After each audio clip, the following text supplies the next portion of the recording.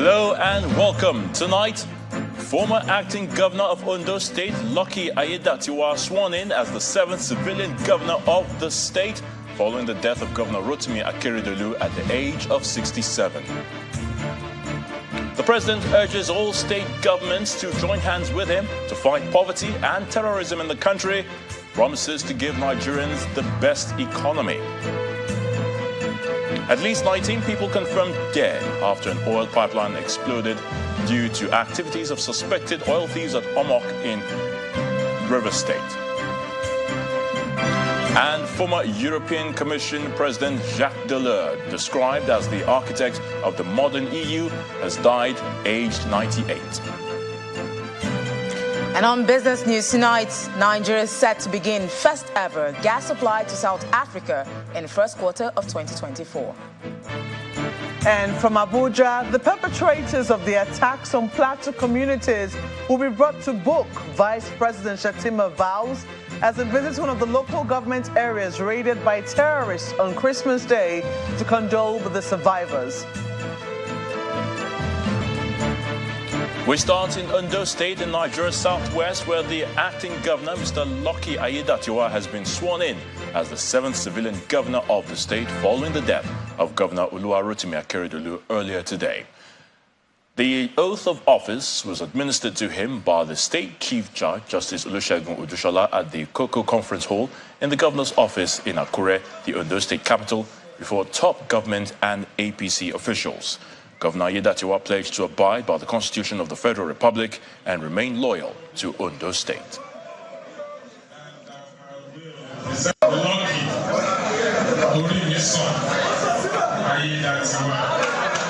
Do solemnly swear that I will be faithful and bear true allegiance to the Federal Republic of Nigeria, that as governor of Ondo State,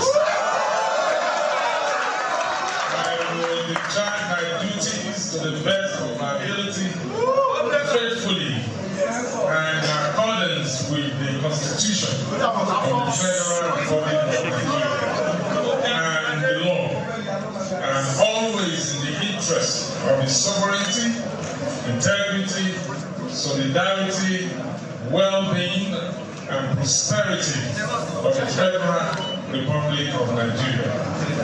That I will strive to preserve the fundamental objectives and directive principles of the state policy contained in the Constitution of the Federal Republic of Nigeria. That I will not allow my personal interest to influence my official conduct or my official decisions. That I will, to the best of my ability, preserve, protect, and defend the Constitution of the Federal Republic of Nigeria. That I will abide by the code of conduct contained in the 5th schedule to the Constitution of the Federal Republic of Nigeria. That in all circumstances, I will do right to all manner of people according to law, without fear or favor, affection or ill will. That I will not directly or indirectly communicate or reveal to any person any matter which shall be brought under my consideration or shall become known to me as a governor of Ondo State, except as may be required for the due discharge of my duties as governor, and that I will devote myself to the service and well-being of people of Nigeria. So help me God. Now, the news of Governor Akeredolu's death made the rounds in the early hours of today. This was confirmed shortly after throwing Ondo State into mourning. A statement by the Ondo State government explained that he died in the early hours of today at the age of 67 while receiving medical attention in Germany. Governor Rotimi Akeredolu had returned to Nigeria in September following a 3-month medical leave in Germany and only recently proceeded on another one after handing over power to his deputy, Mr. Lucky Aiyedatiwa, as acting governor. This report captures some of the last moments prior to his death.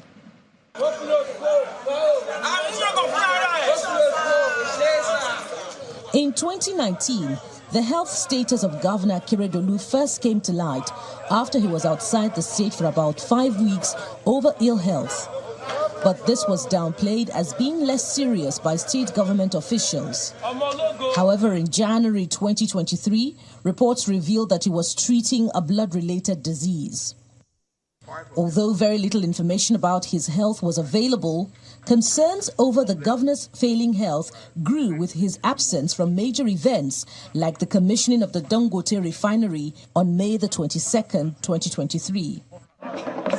He was also absent from the inauguration of President Bola Tinubu in Abuja on May the 29th, and also unavailable during President Tinubu's meeting with progressive governors shortly after the inauguration. In June, he embarked on a medical leave to Germany, which lasted for about 3 months.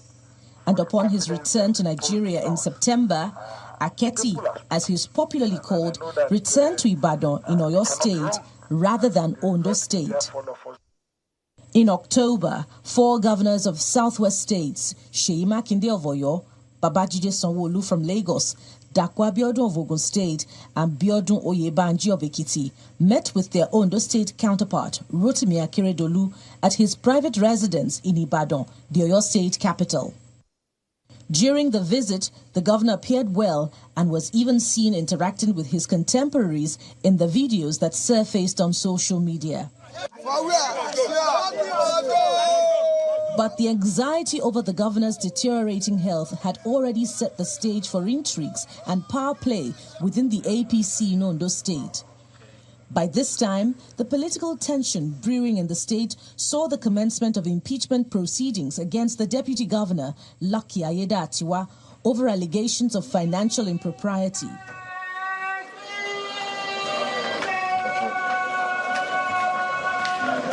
The governor's absence created a vacuum in leadership, eliciting allegations of his signature being forged by his political cronies.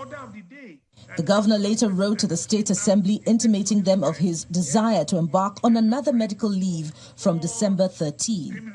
Following President Tinubu's intervention, the House of Assembly withdrew the impeachment notice against the deputy governor and declared him as acting governor. Ever since then, there has been relative peace in the state until news of the governor's death on December the 27th after a prolonged battle with prostate cancer. Governor Akeredolu will be fondly remembered for his vocal stand on political issues ahead of the 2023 presidential elections. The unbridled quest of federal government to acquire more power, that despite this over-centralization of authority,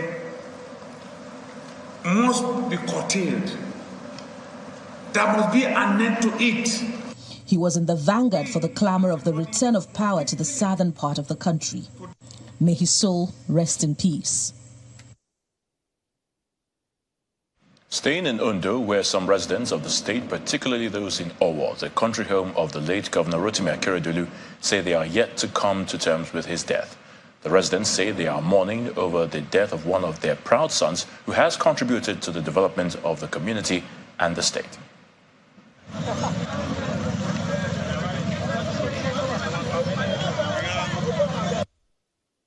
We were not expecting the death of Mr. Governor, who has done so much for our community. In fact, this is a legacy. His legacy will be behind him, will live behind him, and we are not going to forget him. The man has shown much compassion to the people of our local government, and not even only our local government, even on those states. And his voice is being heard, even on national issues. He has paid his coins. When he was NBA, he ensured that due diligence in law and the rule of law were being practiced. And when he became our governor, he never stopped. Everything in those states being followed with the rule of law. He has done so much. In fact, he's a man of a giant stride. The death of Aketi is a big loss to the people of Owo, and even to Ondo as a whole. Ondo, Ondo State as a whole. It's a big loss. Nobody's happy about it. We are not happy at all. But there's nothing we can do. But God knows best. For us as a community, we are sad, we are shocked, we are devastated, we are mourning, we are agonizing about the demise of a man whose voice was almost lone in the jungle of justice, where decency and decorum was returned to order.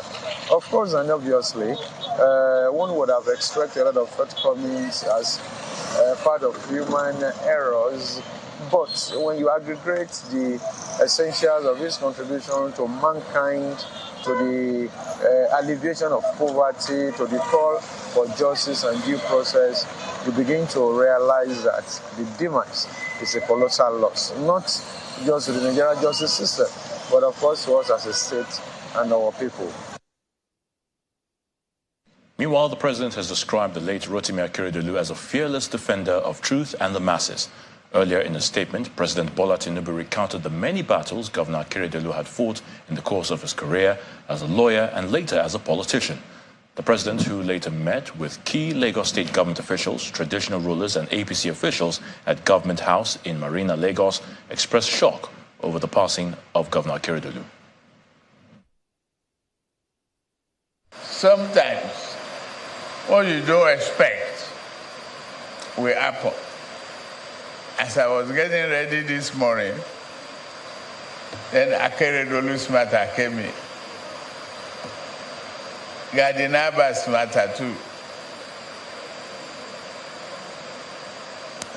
Power is transient. Only Almighty Allah gives power, and He is the only one who will take it. And we see the value of life. We see goodness in what we do. Result of goodness is a multiplier of other good things that we must cherish. President Bola Tinubu. As condolences continue to trail the death of Governor Rotimi Akeredolu, the chairman, Nigeria Governors Forum, and Kwara State Governor Abdurrahman Abdurrazak, and the vice chairman of the forum, Oyo State Governor Seyi Makinde, have jointly paid a condolence visit to the family of the late Ondo State Governor in Ibadan. While Governor Abdurrazak described Akeredolu's death as a sad affair and a great loss for the nation, Governor Makinde said he worked tirelessly in the trenches with him, especially during the conceptual days of Amotekun. Other governors have also been reacting to the death of Governor Akeredolu. One of them is the Ogun State Governor, Dapo Abiodun, who has described the death of his colleague as tragic. In his condolence message to the government and people of Ondo State, Governor Abiodun described Mr. Akeredolu as a dogged fighter throughout his lifetime. According to him, the senior advocate of Nigeria and former president of the Nigeria Bar Association stood for equity and fairness in the run-up to the 2023 presidential election when he was the chairman of the Southern Governors Forum. Mr. Lagos State Governor Babajide Sanwo-Olu describes his death as a colossal loss to the country and the people of Ondo State. He says Governor Akeredolu would be greatly missed for his positive impact in Ondo State, the Southwest region, and Nigeria as a whole. In the Southeast, the governor of Enugu State, Mr. Peter Mbah, has joined other eminent Nigerians in mourning the death of the governor of Ondo State, Rotimi Akeredolu, saying he fought the good fight and served his people and nation wholeheartedly. Governor Mbah recalled that as an intellectual leader and legal luminary, Governor Akeredolu came prepared for leadership and delivered on his mandate, adding that his death was a grave loss to not only the people of Ondo State, but the entire nation and humanity.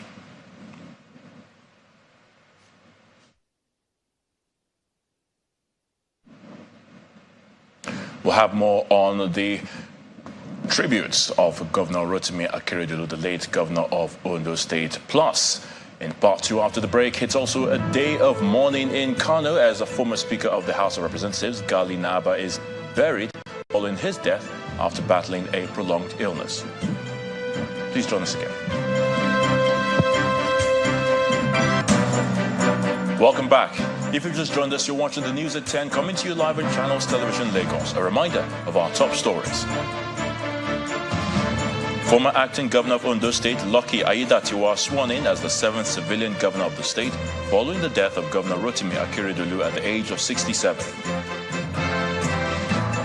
The president urges all state governments to join hands with him to fight poverty and terrorism in the country, promises to give Nigerians the best economy. At least 19 people confirmed dead after an oil pipeline exploded due to activities of suspected oil thieves at Omok in Ogba Egbemandoni local government area of Rivers State. And former European Commission President Jacques Delors, described as the architect of the modern EU, has died aged 98.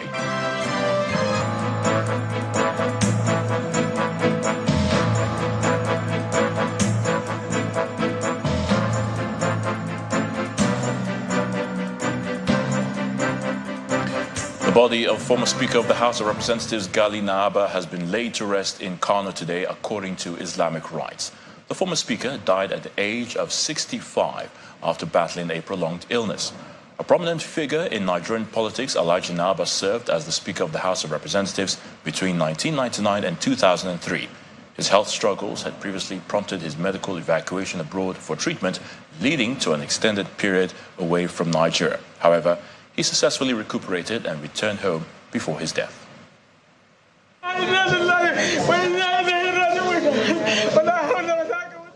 Crying echoed through the residence of the former Speaker of the House of Representatives, Gali Umar Naba, as his corpse arrived.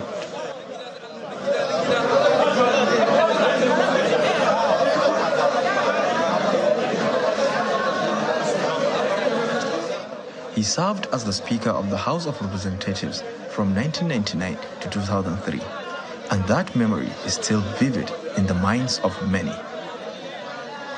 Since from independence, the legislature at the federal level has always followed the federal government.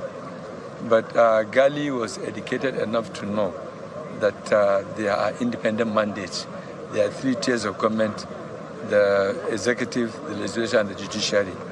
So, and he steered the legislature to an independent cause, established the fact that they were independently elected. So, and that alone is his legacy, which we are proud of. And I'd like to say that since we are in school, he has always shown that leadership, and he showed that leadership when he was in the House. That is his legacy. And today, the House, both at the federal level and at the state levels, they are giving the executives a tough time. Gali Umar Naba was one that I would describe as a fulfilled life. He was a good son, he was a good brother, he was a good friend, he was a good colleague, and he was a very gentle, kind, loving human being. He has maintained wonderful, positive relationship with his friends. He's a very good family man, and he has occupied positions at state, national, and even continental levels. He has done his best. He fought head and toe to make sure that democracy enshrined in our system. He has contributed so much because the bills he has passed, what he has done during his tenure as Speaker of the House of Representatives is something known to everybody. And so we mourn this death. Kano people are today in a shock over the demise of former Speaker, Right Honorable Gali Umar Naba.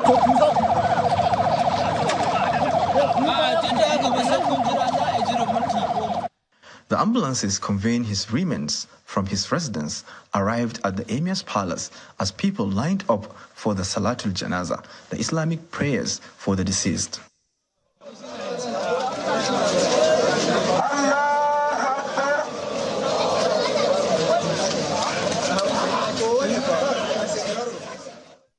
Among those present are the Vice President, Deputy Senate President, Kano State Governor Abba Yusuf, former Governors Sula Lamido, Rabi Konkoso, and others.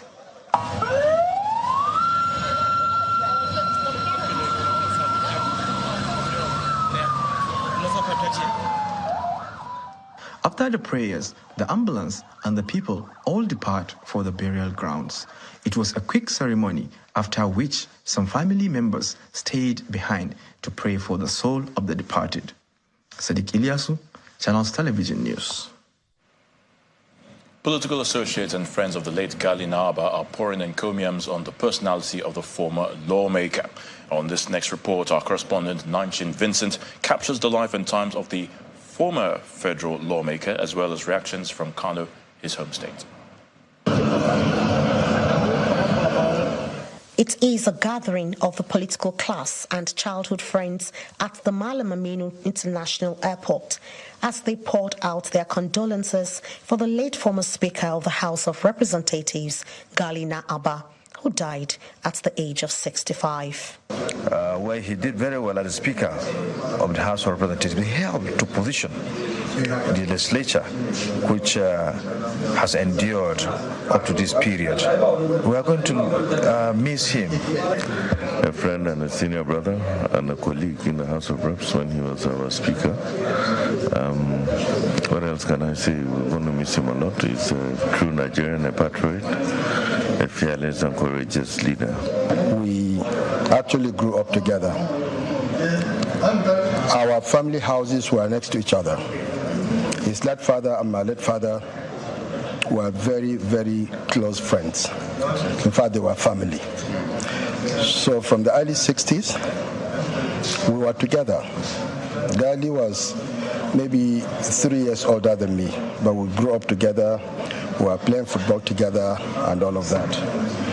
As we all know, Gali was a strong-willed, very courageous person, very straightforward, an honest man, highly principled, and we are going to miss him. A political science graduate from the Ahmadu Bello University Zaria, Kaduna State, late Abba won the election under the People's Democratic Party to represent the Kano Municipal Federal Constituency in the House of Representatives in 1999. We who had led this house at one time or another before. He would later become the Speaker of the first session of the House of Representatives under the Fourth Republic following the resignation of Mr. Ibrahim Buhari. He retained the seat until 2003. The total sum of what they wanted to do then was to try as much as possible to have total control of the party so that they could do whatever they want. Under his leadership, the House overturned the president's veto on some bills, including the Niger Delta Development Commission. His leadership also moved to impeach then-President Olusegun Obasanjo. He was also elected the president of the Conference of Speakers of West African Parliaments, as well as the president of African Parliamentary Union. And those of us who are left behind will continue to actually not only mourn, will continue to miss the kind of leadership he has been rendering to this great nation and to our state in particular. I want to join others to commiserate with the government and the people of Kano State. He was someone that everybody was very proud of. He showed his love and passion for this country. Today he is no more, so we will pray for himself and for his family that God will give them the fortitude to bear this irreparable loss. He failed to retain his seat in the 2003 general election, and many of his supporters remember him for his stance on the independence of the parliament. From Kano Commercial City, Nanchin Vincent, Channels Television News. Meanwhile, the federal government has commiserated with the Naaba family and the government and people of Kano State on the passing of the former House of Representatives Speaker Gali Naaba. In a statement signed by the Minister of Information and National Orientation, Mohammed Idris, the government says the late Naaba earned a name and reputation for himself as a committed Democrat and a fearless politician who believed in the doctrine of separation of powers. It goes on to say he fought and survived many political battles and helped cement the reputation of the House of Representatives as a pro-people institution, noting that his legacies and the leadership of the Fourth House of Representatives are still very much with Nigerians.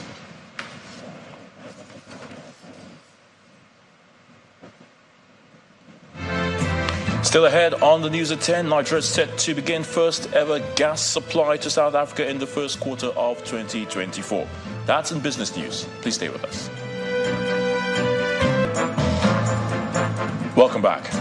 The president is calling on all state governments to join hands with him to fight poverty and terrorism in the country. President Bola Tinubu made this plea at the Lagos House Marina, where he was hosted by Governor Babajide Sanwo-Olu. The president also promised to give Nigerians the best economy and opportunities they can imagine.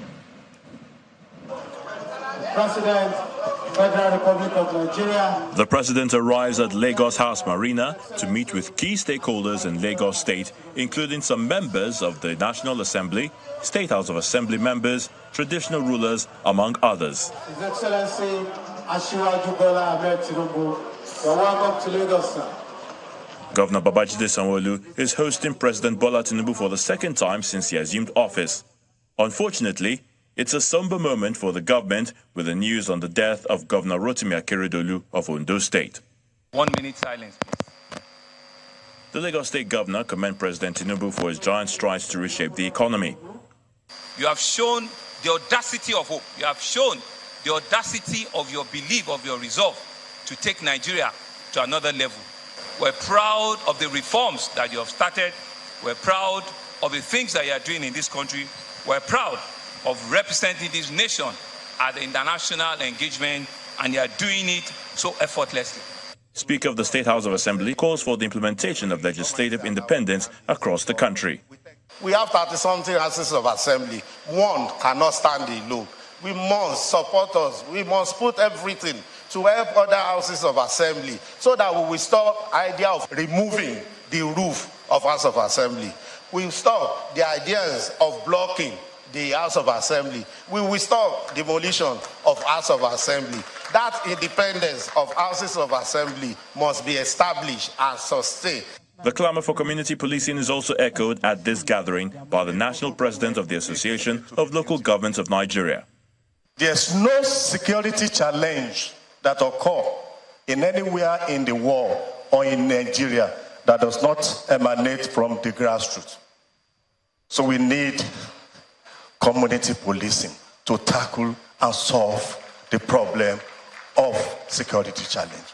Despite the economic challenges confronting the country, President Tinubu says he's optimistic that things will get better, but seeks support of the state governments to fight poverty and terrorism. Nigeria is challenged, which it has always been, but we will go through it. We are already seeing the blossomness of our flower and plants. A lot of changes that will transform this economy. Financial re-engineering of our country is ongoing. We are, and I want you to join the campaign to start the enrollment of our children into schools, building more schools, giving food to our children in schools. The president wants Nigerians to hold on to his message of hope and support his economic policies that will help secure the country in the nearest future. So let's head to the nation's capital, where Mark Ogun Yusuf is standing by to give us the very latest from our Abuja studios. Hello, Mark, over to you. Hello, Ayo. It's good to see you as well. Well, the Vice President, Kashim Shettima, is assuring Nigerians that lasting peace will be restored to Plateau State and other parts of the country where security challenges are being experienced. He gave the assurance when he paid a condolence visit to survivors of the Christmas Day attacks in Plateau State, where he promised justice for the victims of the attack. He also gave our State House correspondent, Emperor Simon, reports. 25th of December 2023 is a day the people of Bokos and Barikin Ladi local government areas of Plateau State cannot forget in a hurry. The agony of the heinous attacks on their communities, which claimed the lives of over 100 of their loved ones, still linger. Here at the Bokos Mini Stadium, the people gathered to receive the Vice President, Senator Kashim Shettima, whom they have heard is coming to condole them. At the Yakubu Gowon Airport, Aipang, the National Security Advisor, Mr. Nuhu Ribadu, the Chief of Defense Staff, General Christopher Musa, and Governor Caleb Mutfwang are the first to arrive. Minutes later, the aircraft carrying the Vice President Kashim Shettima touches down.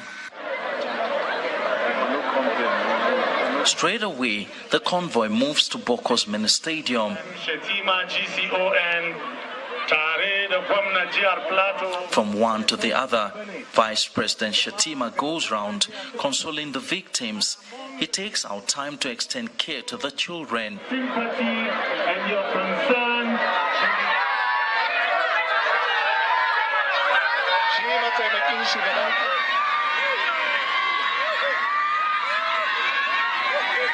The transition chairman of Bokos Local Government Council gives an update on the casualty figures from the attacks. The number of deaths recorded as of yesterday is 148 that were massacred. 25 communities affected, 1,290 homes were burned down, 81 vehicles, 183 motorcycles, 267 water pumps, and 88 people are now receiving treatment in various hospitals here in Bokos and Jos. Governor Mutfwang commends President Bola Tinubu's swift response to the situation in Plateau State. Yesterday when I was speaking, I said that under the last federal government, there was lack of political will to deal with this issue. I never accused the present government of lack of political will. And this today, the visit of Mr. Vice President, is a demonstration of the political will of the present government to deal with the situation. The Vice President tells the people that justice will be served. He enjoins them to stay united and believe that it will get better soon. While it may seem that you are all alone, I assure you that this government, and most particularly President Bola Ahmed Tinubu, is here to protect you. This government is here to deliver justice. Our dear brothers and sisters in Plateau State, we appeal to you to resist the temptation to succumb to sectional divisions or the poisonous rhetoric of hatred towards your fellow citizens as we pursue justice and ensure your security. It's an emotional situation here. Women and children now rendered homeless and their means of livelihood gone. But the visit of the Vice President today has somehow ignited hope in them as they look forward to the intervention of the federal government, especially in finding a lasting solution to the security challenges in their communities. Vice President Kashim Shettima returns to the Yakubu Gowon Airport, where he holds a town hall meeting with stakeholders in Plateau State, comprising religious leaders, traditional rulers, politicians, among others, urging them to maintain law and order. He takes his leave to attend another function in Kano State, but the meeting continues with the National Security Advisor and the Bongwam Jos reiterating the call for unity in Plateau State. We have to find in our own hearts and by our own actions, with our own resolve and commitment, and say enough is enough. It is expected that the calls for peace will be heeded by the people, even as the victims await the intervention promised by the federal government. Emperor Simon, Channels Television News. Meanwhile, the Inspector General of Police, Kayode Egbetokun, has vehemently condemned the appalling attacks on numerous villages in the Plateau. According to him, these heinous acts are not only barbaric but also reprehensible and inhumane, On matching his condemnation with action, the IGP has ordered the immediate deployment of additional manpower and resources to the state to manage the crisis, as well as ensure the safety of residents. And moving over to the south region of the country now, at least 19 people have been confirmed dead after an oil pipeline exploded at Omoko in Ogba, Egbema, and Ndoni local government area of Rivers State. The explosion, which occurred on Sunday night, is believed to have been caused by the activities of pipeline vandals who are allegedly stealing products from a high-pressure pipeline belonging to the Nigerian Ajib Oil Company. The deputy commander of the Onelga Security Peace Advisory Committee narrates how the incident occurred, even as he says his men are available to secure the pipelines. On his part, the chairman of Ogba, Egbema, and Ndoni Local Council speaks on the blast, pointing fingers at security agencies on the continued oil theft in the area. And that's all from our Abuja studios. It's back now to you, Ayo. Many thanks, Mark Brown. To company news, in line with its vision to promote family bonding moments, Devon Kings, a brand of PZ Wilmar, has held the 2023 edition of the Devon Kings Fest at the Ikeja City Mall in Lagos. PZ Wilmar head of marketing, Choma Banugo, says the event is organized to also bring families together during the Yuletide, as well as create memorable moments with family and friends.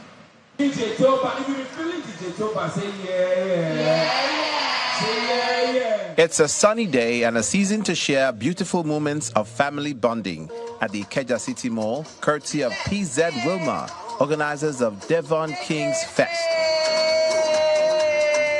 It's a fully packed event as children engage in different games and competition, winning gifts while others unwind.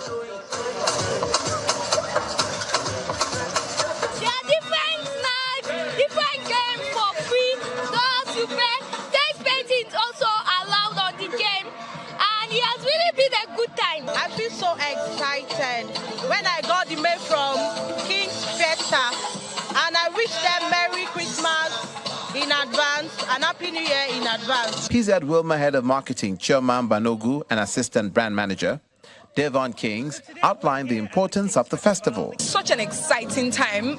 This time of the year is the most wonderful time of the year. It's Christmas, and what other way to give back to our consumers by other than celebrating with them? I mean, just calling them and their families, not just the moms, but the moms, the dads, the kids, everybody, to just come and celebrate and also reward them for, being such loyal and wonderful customers throughout the year. We stand for just giving families opportunities to bond, to make memories.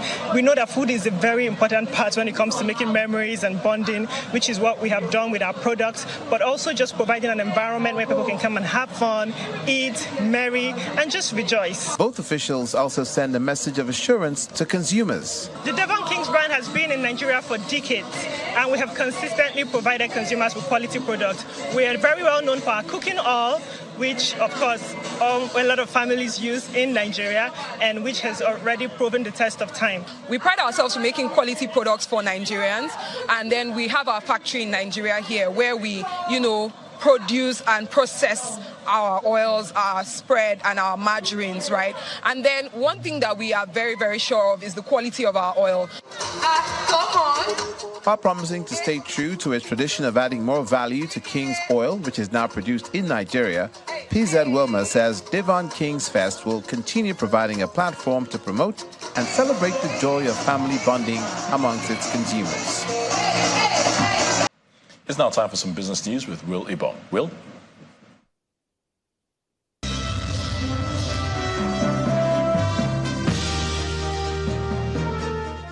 Thank you, Ayotunde. We begin with latest development in the oil and gas space in Nigeria, where Nigerian-based energy company Riverside LNG has announced plans to supply gas to South Africa from the first quarter of next year. Now, the company's chief executive, David Ige, who made this known to journalists, say the move follows a gas export partnership agreement it signed earlier this year with Johannes Schwetze Energy Import AG of Germany as it explores potential deals on the continent. Now, this historic deal would mark the first of such agreements between the two nations while showcasing potential collaboration in the energy sector.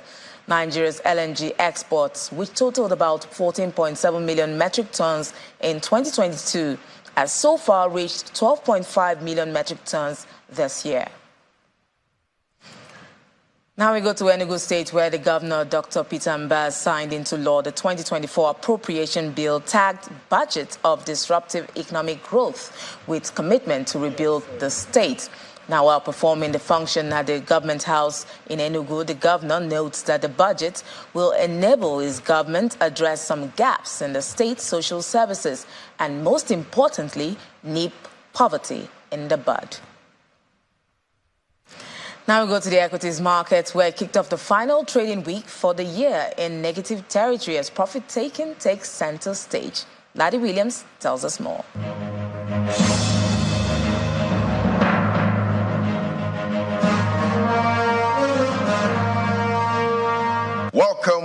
Welcome to the last trading week of 2023 and the first trading day after Christmas. And the local boss kicks off with profit-taking after the Yuletide. We see the all-share index losing the 74K level, down 0.34%. But we see the market cap holding on, 40 trillion, holding on quite strong. Let's look at the sectoral performance now. We see the banking index, that's doing well today. Again, 0.17%. Even though year-to-date, this is up 97%, with most banking stocks up over 100% from Tier 1 to Tier 2 banks. And we see the oil and gas counter up 0.24%, while the consumer goods counter takes a beating, down 0.15%. Let's get a check now on stocks worth over 1 trillion. We see Dangote Cement there. That's market pull down there, down 2.19%. Countering the gains that we see with GTCO, MTN, and Zenith Bank there, 0.40%. That's what GTCO added. So it's a holiday-shortened week, last trading week of 2023. The all-share index is up about 44%. But I guess the question in most investors' minds will be, will the stellar performance of the NGX all-share index in 2023 continue into 2024? Well, we'll see about that. That's a stock market report. I'm Laddie Williams, compliments of the season.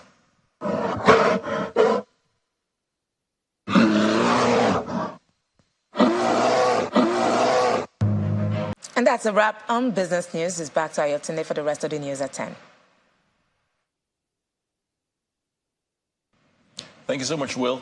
Former European Commission President Jacques Delors, described as the architect of the modern EU, has died at the age of 98. During his tenure, Delors helped create the single market, allowing the free movement of people, goods and services within the bloc. Within the period 1985 to 1995, he laid the groundwork for the single European currency, the euro. Here's Simon Pusey with other international news in Around the World in 5. Good evening and welcome to the Channel's studios here in London with your international news around the world in 5. The former European Commission President, Jacques Delors, described as the architect of the modern EU, has died at the age of 98. He helped create the single market, allowing the free movement of people, goods and services within the bloc. Serving from 1985 to 1995, Delors also laid the groundwork for the single European currency, the euro. Delors' daughter, Martine Aubry, said he had died in his sleep on Wednesday morning in his Paris home. French President Emmanuel Macron praised Delors, who also served as French finance minister from 1981 to 1984, as a statesman with a French destiny and an inexhaustible craftsman of our Europe. Israel is expanding its ground offensive into Palestinian refugee camps in central Gaza as it warns the war with Hamas will last for months. The UN has expressed grave concern after Israeli strikes reportedly killed dozens of people in Bureji, Nuseirat and Maghazi camps in recent days. Heavy fighting is also continuing to the south in the city of Khan Yunis. Meanwhile, the Palestinian president has described what is happening in Gaza as beyond a war of annihilation. The Hamas-run health ministry has said at least 195 people have been killed across the territory over the past 24 hours. Yemen's Iran-backed Houthi militia claimed responsibility for a missile attack on a container ship in the Red Sea and for an attempt to attack Israel with drones. MSC Mediterranean Shipping said there were no injuries to its crew from the attack on its ship, the United 8, en route from Saudi Arabia to Pakistan. It said the ship had informed a nearby coalition naval warship that it had come under attack and had taken evasive maneuvers. Thousands of people have gathered in front of the Central Electoral Commission building in Belgrade to protest over an election earlier this month that international monitors said was unfair. The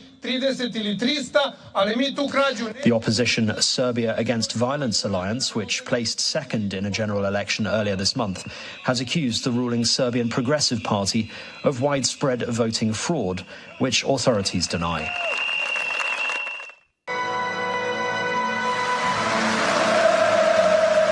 North Korean leader Kim Jong-un has kicked off a key meeting of the country's ruling party, setting the stage for unveiling policy decisions for the new year. The 9th plenary meeting of the 8th Central Committee of the Workers' Party of Korea wraps up a year during which the isolated country enshrined nuclear policy in its constitution, successfully launched a spy satellite, and fired a new intercontinental ballistic missile. The body of Lee Sun-kyun, a South Korean actor in the Oscar-winning film Parasite, has been taken away by ambulance after he was found dead by authorities at a park in Seoul. The 48-year-old, who played the head of a wealthy household in the film, was being investigated over accusations of illegal drug use amid a government crackdown in which police questioned him 3 times, with one session lasting 19 hours long over the weekend.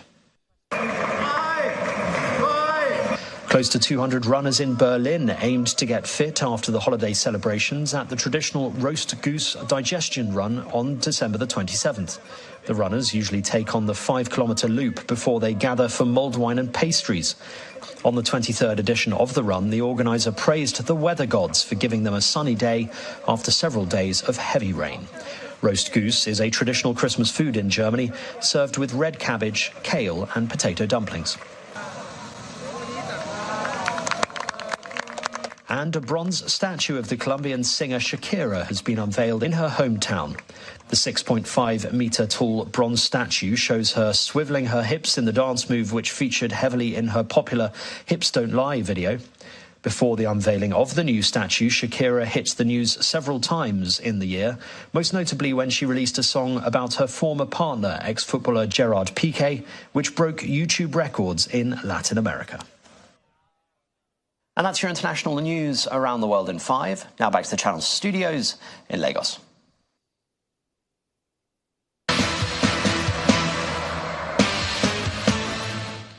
Well, thank you, Simon. In the world of sports, we begin with the Nigeria Premier League, where Sunshine Stars snapped their 3-game winless streak with an impressive 2-0 victory over Doma United in Akure. Emmanuel Isaac set the tone for the winning Waves, breaking the deadlock in the 19 minutes, while Lufemi Opoluwa doubled the lead 2 minutes into the second half. And that's Sports News Tonight. It's back to Ayotunde.